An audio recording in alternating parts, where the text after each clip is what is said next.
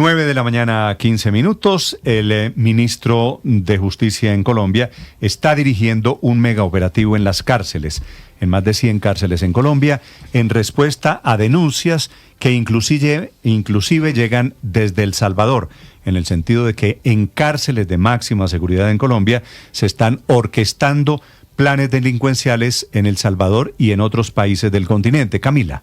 Sí, señor Néstor, esta es una denuncia que en las últimas horas tiene a Colombia como protagonista de parte de los titulares en El Salvador. La denuncia la hace uno de los ministros más importantes del gobierno de Bukele, el ministro Gustavo Villatoro, que dice que los problemas de extorsiones en El Salvador no son del Salvador mismo, que son problemas originados por lo que ellos allá llaman un call center de las cárceles, que dejaron de extorsionar en Colombia y se fueron a extorsionar a El Salvador. Entonces el gobierno Bukele ha empezado toda una campaña para pedirle a la gente que, mejor dicho, no conteste, no responda, no ceda a las peticiones que hacen líneas con +57, que es el indicativo de nuestro país. Dicho eso, entonces, respondió el gobierno colombiano, lo hizo en nombre del jefe de esa cartera, el de Justicia, el ministro Andrés Hidárraga, con operativos que ya ordenó y empezaron en el IMPEC para vigilar y revisar en las cárceles de Colombia cuál es la situación producto de estas estafas. Si bien la denuncia de El Salvador dice que es desde la cárcel de Cómbita, ya se hicieron los operativos para incautar los celulares, no solo en esa cárcel, sino en más de 100 en todo el país, donde siguen encontrando más de 1.253 celulares usados en eso que en El Salvador hoy titulan los call centers de las bandas criminales en las cárceles de Colombia. Escuche usted el momento de la denuncia que hace el ministro Gustavo Villatoro desde El Salvador. Gracias a todo este trabajo que, como digo, hemos venido haciendo en contra de esta organización criminal que está dentro de una cárcel colombiana, también como salvadoreños debemos de entender que ningún servicio puede ser solicitado de algún código 57, que es el código país de Néstor, Colombia. Y como si faltaran ingredientes, Estados Unidos está metido en esta historia. Dice el gobierno de Bukele y dice el ministro desde El Salvador que Estados Unidos es el que hizo el apoyo tecnológico para descubrir que la extorsión en ese país, en El Salvador, está saliendo de cárceles en Colombia. A propósito de ello, dirige, les decía, este operativo el ministro de Justicia, Andrés Hidárraga. Ministro, buenos días. Néstor, muy buenos días a ustedes y a toda su audiencia. Ministro, ¿qué es lo que han encontrado en las cárceles que no parece sorpresivo y especialmente qué origina estos operativos? Mire, es un triste buen resultado. Mire, llegamos a 124 centros penitenciarios de todo el país. Llegamos a las cárceles de más de 20.000 privados de la libertad. Incautamos en total 1.320 celulares, más de 1.700 SIM card, 3 millones de pesos en efectivo, 470 litros de licor, 27 kilos de estupefacientes, 480 armas cortopunzantes. Eso lo hicimos con apoyo de 3.900 funcionarios del IMPEC. Entonces, el resultado, pues por supuesto que es importante. Nunca se había llegado a un resultado de esa magnitud. Y digo, es triste el resultado porque entonces uno se pregunta ¿y cómo llegó toda esta vaina a las cárceles? Entonces, por eso le estoy pidiendo a las autoridades, a la Fiscalía General de la Nación, para que por favor nos ayude a averiguar quién permite o cómo es que llegan esta cantidad de cosas que no deberían estar en las cárceles del país. Un triste buen resultado, me parece que es un buen titular para los resultados de estos operativos en más de 120 centros penitenciarios del país. La pregunta es esa, ministro.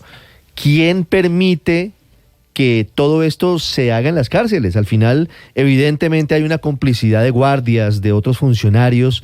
¿Por qué no se ha podido históricamente hacer nada frente a eso? Porque, digamos, se han intentado en diferentes gobiernos hacer cosas, pero no se logra. Al final, pareciera que el poder corruptor de la plata termina permitiendo que se entre todo tipo de bienes a las cárceles. Sin duda alguna, pero reitero, esto es por ser un tema judicial, investigativo, de lucha contra la delincuencia, es la autoridad de la Fiscalía General de la Nación, por una parte. Pero por otra, fíjense, cosas que desafortunadamente encontré. Desde el año 2012, imagínense, desde el año 2012 no le hacen mantenimiento a las líneas de telefonía fija. Es decir, aquellas líneas que permitirían una comunicación controlada y legal por parte de los privados de la libertad al exterior. Entonces, yo no puedo simplemente llegar a bloquear las señales dejando incomunicado por el derecho a la comunicación que tienen los privados de la libertad. Pero entonces hoy se naturalizó que utilizaran ilegalmente celulares, se armó un mercado ilegal y hasta que yo no termine, ya empecé a arreglar las líneas telefónicas. Hay teléfonos vandalizados, tenemos que repararlos. Eso me tarda por lo menos 15 días más, pero ya inicié la tarea desde esta semana. Una vez arregle eso, ya podemos empezar a bloquear las cárceles de inmediato. Vamos a iniciar por Cómbita, por La Dorada y por Valledupar, que son las cárceles en donde más alertas tenemos. Pero es desafortunado que descubra que durante 12 años, incluye a mis antecesores en este gobierno, ninguno se haya preocupado por tomar acciones concretas, porque hablamos desde la humanización del sistema penitenciario, pero la humanización es también con seguridad.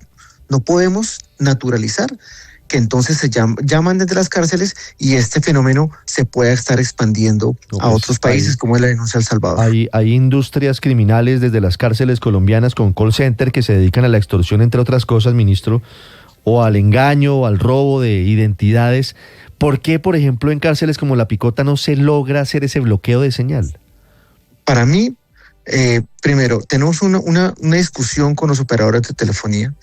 Es algo que desde hace 2 años, como secretario de Transparencia, empecé a discutir con ellos de la mano del entonces ministro de Justicia, Osuna, y sobre lo cual hoy me encuentro, cuando hasta hace 3 meses estoy asumiendo la cartera de Justicia, que desafortunadamente no se hizo nada. Tengo un tiempo contrarreloj para poder llegar a entregarle a la ciudadanía, a la prensa, a Colombia, un resultado concreto que ataje esta situación, pero necesitamos de los operadores. Cuando bloqueamos la señal en La Picota, desafortunadamente, como hay viviendas tan cerca, entonces se les termina, digamos, violando su derecho a la comunicación. Nos llegan tutelas, nos dicen que no podemos bloquear la señal de esa manera, primero el ciudadano que está afuera, y entonces nos dejan maniatados. Pero es imposible que con la tecnología en pleno año 2026 nos vaya a quedar grande poder bloquear como tiene que ser eso. Entonces uno coloca una cámara para verificar que no nos toquen los bloqueadores. La cámara no la vandalizan. Tenemos los bloqueadores y nos los apagan, porque ya quitaron la cámara, entonces no tenemos control sobre eso. Es una lucha diaria, pero yo estoy entregando absolutamente todo mi esfuerzo de la mano del IMPEC y del OSPEC para que resultados como los que vimos anoche, y así nos toque hacerlo cada semana, la gente se dé cuenta que el gobierno no va a tolerar ni a naturalizar que ese tipo de cosas sigan pasando. Aquí estamos respondiendo con acciones, no con discursos, y confiamos en que este resultado le dé la confianza suficiente a la ciudadanía para que se dé cuenta que no estamos simplemente haciéndonos los de la vista gorda con esta situación. Ministro, ¿qué le responde usted, por ejemplo, a los sindicatos que le están diciendo, usted seguramente ha visto todos los mensajes que le han publicado en redes sociales diciéndole que esto es improvisado y que en vez de gastarse ese dinero debieron destinar para terminar el ERON, que está en un 80%? ¿Cuál dinero? No hemos gastado un solo peso en esto, un solo peso.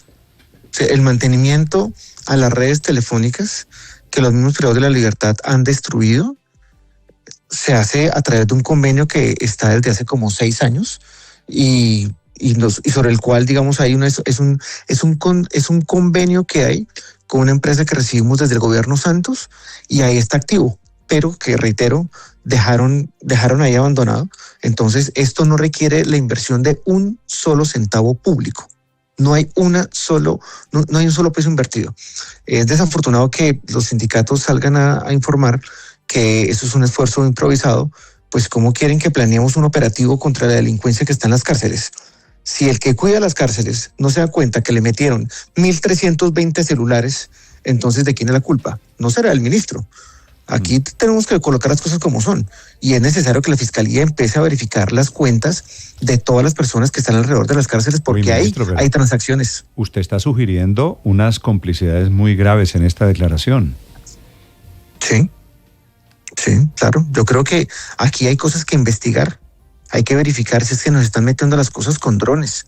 si es que hay funcionarios civiles los que están tolerando esto, si es que son los guardias, o es que se están haciendo malas requisas y se están colando este tipo de artefactos en las visitas que hacen desde conyugales en adelante. Eso es lo que hay que verificar. Ese tema de cómo meten los celulares, de cómo meten las armas, eso es de película, ¿no? Porque han utilizado palomas ahora están utilizando drones. Ajá, ahora usan drones, imagínense. Sí. Entonces... Bueno, obviamente este tema de las cárceles, ministro, tiene que ver con el señor Pipe Tuluá, cuya extradición acaba de ser confirmada. Le negaron todos los recursos. La extradición, me dicen, ministro, yo no sé qué información tiene usted, ¿va a ser muy rápido la de Pipe Tuluá, el temible Pipe Tuluá? Sí, va a ser muy rápido. ¿Hoy? Va a ser muy rápido, hoy no. Hoy no, esperamos que pueda ser muy rápido. Es que no quiero dar una fecha que genere una falsa expectativa, porque requiere una coordinación con Estados Unidos y ahí hay que ser prudente. ¿Cuándo llega el avión de DEA Airlines por Pipe Tuluá, ministro? Yo esperaría que este fin de semana llegara el avión. Ok, sí, si llega este fin de semana, media hora después. O porque coincide con la visita del presidente Petro a Washington, eso no es menor. No, pues claro, la gracia es llegar allá con entregar un resultado, mostrar un resultado. Ministro Hidárraga, gracias por acompañarnos. Muy amable. Gracias a ustedes. Adiós. Sigo sus órdenes igualmente. Sobre las cárceles.